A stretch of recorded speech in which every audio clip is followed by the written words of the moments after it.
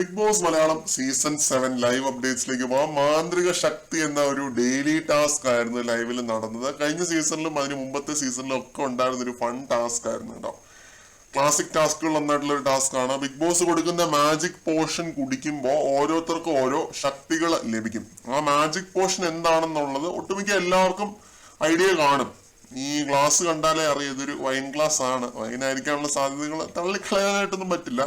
അല്ലെങ്കിൽ കുഴപ്പമൊന്നുമില്ല കേട്ടോ. വെറും ജ്യൂസ് ആണെങ്കിലും അത് കുടിച്ചു കഴിഞ്ഞിട്ടുള്ള പെർഫോമൻസ് ആണ് മുഖ്യം. അത് പെർഫോമൻസ് വെച്ചിട്ടാണ് സ്വയം മനസ്സിലാക്കേണ്ടത് എന്താണ് സൂപ്പർ പവർ കിട്ടിയിരിക്കുന്നത് എന്നുള്ളത്. അത് ഉദാഹരണത്തിന് അനീഷിന് കൊടുത്ത ആ ഒരു പാനീയം സൂപ്പർ സ്റ്റാർ ആവാനുള്ള പാനീയമാണ് കൊടുത്തത്. ഇത് ക്യൂ കാർഡ് വഴി ബിഗ് ബോസ് ഹൗസ്മേറ്റ്സിനെ അറിയിച്ചു. അനീഷ് ഒഴികെ എല്ലാവർക്കും അറിയാം എന്താണ് അനീഷിന്റെ പവർ എന്നുള്ളത്. അനീഷ് സിനിമാ നടനാണെന്ന് എല്ലാവർക്കും അറിയാം.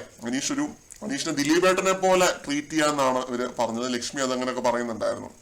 അപ്പൊ അനീഷ് കൺഫെഷൻ റൂമിൽ നിന്നും ഇറങ്ങി വന്നതും അനുമോളും ആര്യനും പിന്നെ എല്ലാവരും അനീഷിനെ സ്വീകരിക്കാനായിട്ട് നിൽക്കുന്നുണ്ട്. അനീഷിനെ അങ്ങ് പൊതിയുവാണ് കേട്ടോ.